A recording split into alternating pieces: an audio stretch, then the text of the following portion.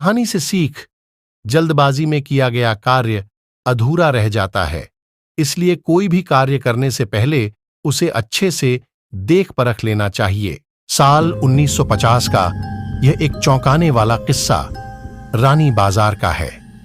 यहां राम प्रकाश रहता था, जिसकी बेटी को 5 साल की उम्र में कैंसर हो गया। कई डॉक्टरों को दिखाने और इलाज कराने पर भी उसमें किसी तरह का सुधार नजर नहीं आया। होते होते एक रात कैंसर ने उसकी जान ले ली। उस बच्ची की जान रात को करीब 1 बजे गई थी।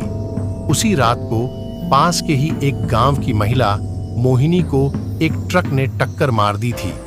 मोहिनी के परिवार वालों ने पूरी विधि के साथ उसे अंतिम विदाई दी। अब बच्ची के परिवार वाले भी उसे दफनाने के लिए जंगल की तरफ निकले। जंगल जाते समय अचानक से उस लड़की के शरीर में हलचल हुई। सभी हैरान हो गए कि मृत लड़की का शरीर कैसे हिल रहा है।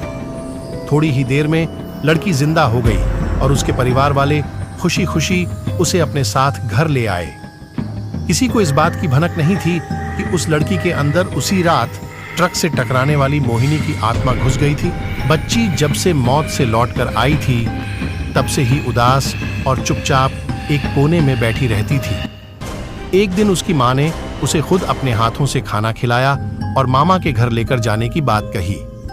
खाना खिलाकर उसे अच्छे से तैयार करके वो उसे अपने मायके ले गई। रास्ते में वो बच्ची जैसे ही उस ट्रक के हादसे वाली जगह पहुंची तो उसने अपनी मां को कहा कि मेरा गांव इधर है। मां ने उसकी बातों पर बिल्कुल गौर नहीं किया और उस बात को हंसी में टाल दिया। कुछ ही देर में वो अपनी बेटी के मामा यानी अपने भाई के घर पहुंच गई। 1-2 दिन बाद मामा जी के घर के आसपास ही बच्ची के अंदर घुसी मोहिनी को अपनी पड़ोसन सिमरन दिखी। उसने जोर से उसे नाम से पुकारा। सिमरन ने पलटकर देखा तो एक छोटी बच्ची थी। उसे बड़ी हैरानी हुई कि इस लड़की को मेरा नाम कैसे पता है। तभी मोहिनी ने अपने साथ बीती सारी बातें उसे बता दी।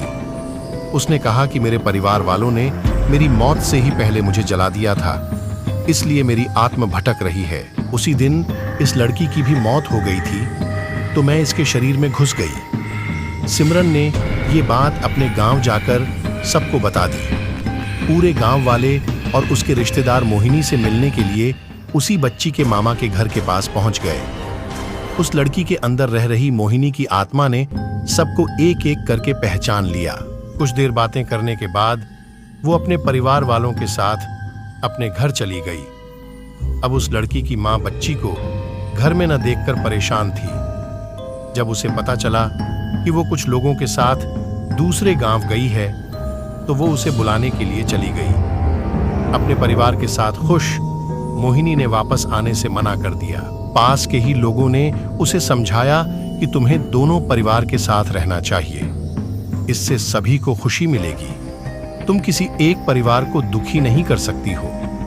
इस बात को सुनने के बाद लड़की के शरीर में रह रही मोहिनी अपनी मां के साथ वापस आने के लिए राजी हो गई।